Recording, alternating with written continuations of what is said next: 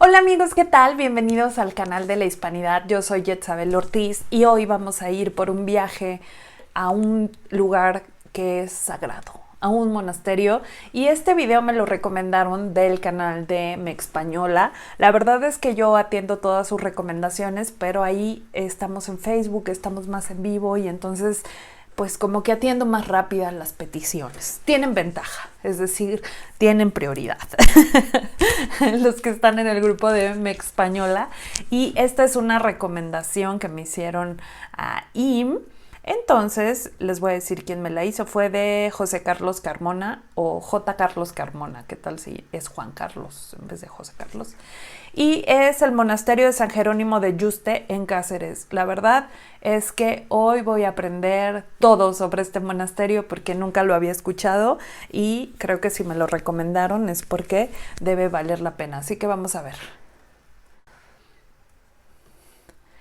Este video casi 5 siglos en un lugar alejado de la corte, Carlos I de España y creo V que lo de tomó Alemania, de RTV, se construyó una casa-palacio en un monasterio gótico. Tras haber dominado con mano férrea un imperio, decidió abdicar en su hijo y buscar un refugio espiritual para reconfortar su alma conquistadora. El monasterio de San Jerónimo de Yuste, construido en el siglo XV y declarado Patrimonio Europeo, está en la comarca cacereña de La Vera, en un paraje natural privilegiado. En Cuacos de Yuste vivió el futuro Juan de Austria, que como leal servidor ganó batallas para la corona. Llamado Jeromín en la infancia, no conoció a su padre Carlos V hasta que tuvo 11 años, porque al ser un hijo extramarital, la corte le estaba vedada. El cariño de este niño le dio la última chispa de alegría a un doliente emperador en el final de su vida. Ay, pues Juan de Austria es este héroe que lucha en la batalla de Lepanto, ¿no? Entonces, pues ahí con nuestro querido Miguel de Cervantes Saavedra. Sí, ya poco a poco voy uniendo los puntos de todo esto. Muy bien, bueno.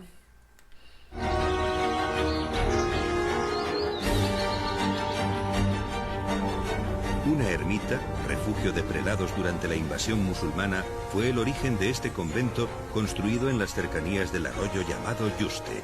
Los ermitaños de la pobre vida fueron los primeros monjes. Carlos V manifestó claramente cuál era su decisión. Deseo retirarme entre vosotros para acabar la vida y por eso querría que me labrasen unos aposentos, una casa suficiente para poder vivir con la servidumbre y criados más indispensables. Se os proveerá de dineros, para lo cual os envío el modelo de la obra. La elección de Yuste garantizó la supervivencia de la comunidad religiosa de este monasterio. Curiosamente, Enrique III, el rey que construyó la fortaleza de El Pardo, consiguió el permiso papal para construir el monasterio de Yuste. Además, Enrique IV, que amplió dicha fortaleza, también se alojó aquí un siglo antes que Carlos V. El rey, agotado por el peso de la corona imperial, decide ocuparse de su alma. Tras un largo viaje, llegó al repique de campanas, que sonaban más que otras veces. Vio la casa, se mostró contento de todo y dijo que el aposento estaba conforme a la traza que él había enviado de Flandes. Seguirá pendiente de los asuntos políticos, pero nunca más saldrá de Yuste. ¿Y será que ahora es...? El último año de Carlos I de España y V de Alemania, de César Carlos, debió de ser un nido de amargura, porque lo que él constataba es que tenía bajo sus manos el mayor imperio que jamás había existido hasta aquel momento, es decir, las posesiones ultramarinas de España ya eran formidables, y al mismo tiempo, en lo que era su ambición de emperador, digamos, de estilo medieval, había fallado. Todos sus grandes rivales de la época, Francisco I de Francia, Enrique VIII de Inglaterra, etcétera, habían fallecido ya. Él era el único superviviente, no era un hombre anciano para la época, era un hombre machacado, maduro, no anciano para la época, pero estaba muy cansado y en cierto modo el mundo se le había deshecho. y tenía un hijo como Felipe II, que realmente era un tipo de primera. Entonces va a decir, bueno, vuelve. Y vuelve, en principio, por lo que se cuenta, camino desde el centro de Europa hasta Flandes, donde se había criado, donde él había nacido, y allí coge un barco, baja hasta Laredo, desembarca y luego de Laredo hasta Extremadura, o sea, en el castillo, si no recuerdo mal, del conde de Oropesa, mientras le habilitan en el monasterio de Yuste un edificio para que él pase allí sus últimos años. Y debió de ser un viaje de meditación sobre sí mismo, de balance de su vida, de balance de lo que había significado para su linaje y de lo que dejaba después. La verdad es que para cualquier amante de la introspección psicológica, meterse en la cabeza de Carlos en ese último año, en esos últimos 2 años, debe ser una auténtica maravilla, una auténtica aventura. Por desgracia sabemos poco lo que él contó a los que le rodeaban, ¿no? Y hay que pensar quizás en la cara que pondría o lo que le pasaría por dentro de las entrañas cuando atravesó los territorios que un día fueron el solar de su linaje, de los Habsburgo, tantos siglos atrás, cuando apenas eran un clan de terratenientes del Jura, ¿no? del norte de Suiza. La entrada se realiza por una rampa puente para facilitar el acceso del rey. La casa palacio es Me encantan las rampas y puente. está adosada a los muros del monasterio. En el espacio elevado delante de la entrada Y las que se son construyó levadizas, una no. terraza cubierta. El palacio le gustó tanto a su hijo Felipe II que lo tomó como modelo para su residencia en el Escorial. Tanto añoraba Carlos V a su esposa que adornó con claveles su jardín privado.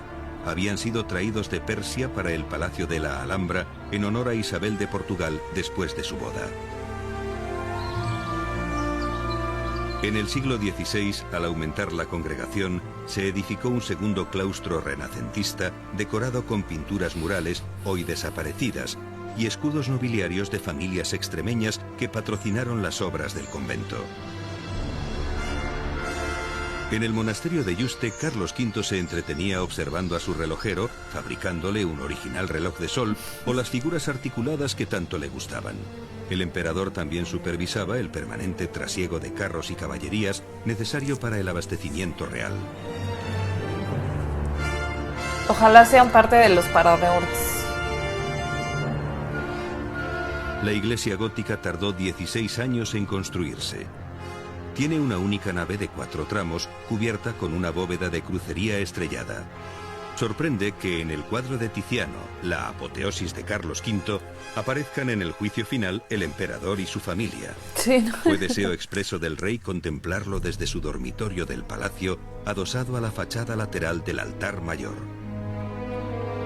Está junto al ángel. Pese a lo que se cree, Carlos V nunca vivió en el monasterio de Yuste. Carlos V edificó una casa-palacio, sencilla para él, que estaba unida a la iglesia del monasterio a través de sus habitaciones privadas, para que así él pudiera desde su dormitorio asistir a la misa, dado que estaba postrado totalmente por su dolorosísima enfermedad de la gota que le aquejó hasta su muerte. Que murió. Se cuenta una anécdota muy curiosa. Un religioso del monasterio se quedó profundamente dormido. Carlos V intentó despertarle de su profundo sueño zarandeándole, y el monje enfadado le dijo: «Ea, ¿no os bastaba haber sacudido tanto tiempo a los que andaban por el mundo que aún venís a molestar a los que nos hemos retirado de él?» Esta sillería cargada de alegorías expresa los vicios y las virtudes. El ciervo representa el alma cristiana, el águila la providencia divina y la abeja la laboriosidad. El perro se identifica con la gula y el pavo real con el orgullo. El león se asocia a la imagen de San Jerónimo.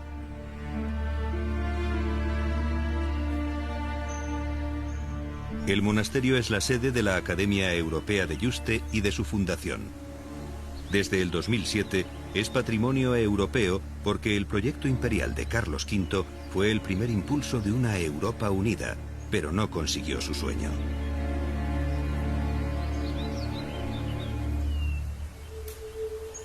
Y se retira porque es un hombre mayor, aunque ahora nos parezca que no es tan mayor, ya tenía, cuando lo dice que se va a retirar, tenía 55 años y no se siente con fuerzas para llevar un imperio tan sumamente importante, tan distinto, tan variado. Y así lo anuncia en Bruselas ante casi 1000 personas que se quedan extrañadas de la decisión del emperador de jubilarse y de retirarse. ¿Por qué Yuste? Probablemente le habían asesorado, un asesor suyo, Ávila Zúñiga, le había ponderado lo bueno de esas tierras, de la vera extremeña, y porque además yo creo que su amistad con los frailes jerónimos que están en Yuste le empujaron a construirse un palacio modesto, no, modestísimo, que costaría lo que hoy serían 800.000 euros, pues le empujaron a construirse ese palacio desde el cual podía acceder también a los oficios religiosos de los jerónimos. Durante los intensos fríos invernales, las chimeneas calentaban la austera morada. Carlos V recibía las visitas de un fiel amigo, Francisco de Borja, y de su hijo y sucesor, Felipe II, pensando que España estaba en buenas manos y que Europa descansaba sobre la paz que le habían procurado sus armas.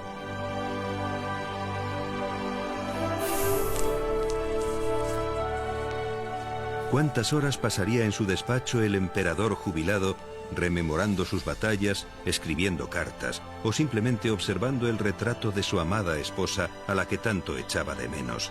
O recordando lo que dijo cuando atravesaba el puerto de Tornavacas: ya no franquearé ningún otro puerto si no es el de la muerte.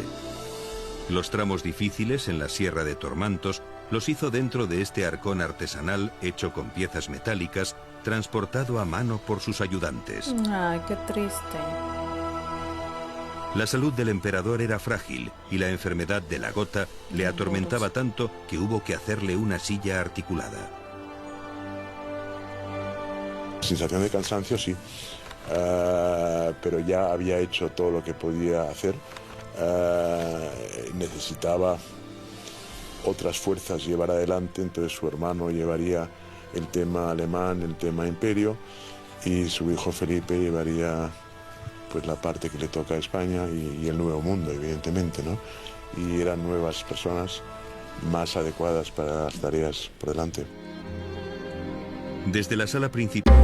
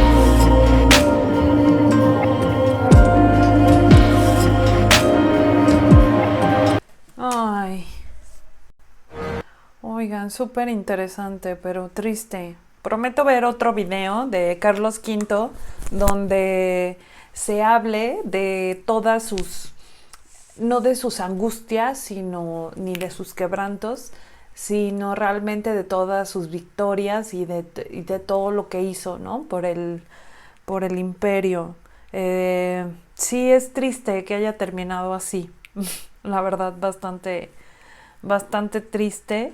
Y pues hasta incluso este monasterio y la casa que se mandó a hacer, ¿no? Con toda modestia, habló hasta el último momento de Carlos V, creo. Creo que dicen que genio y figura hasta la sepultura, y creo que él es una muestra de eso, de grandeza, ¿no? Los grandes son así. Pero bueno, no sé, me hizo entristecer esto de, pues de cómo acabó ahí. Muy bien, muchas gracias. Les digo, prometo hacer una reacción de la vida de Carlos V, no de su final.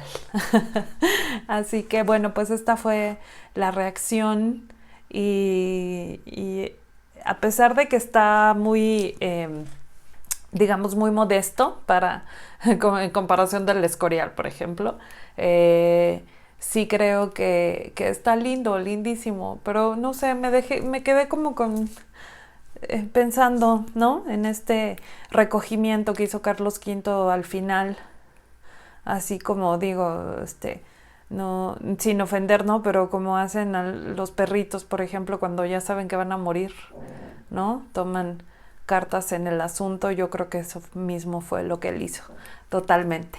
Pues bueno, esa fue mi reacción y les agradezco mucho que sigan aquí y nos vemos muy, muy pronto.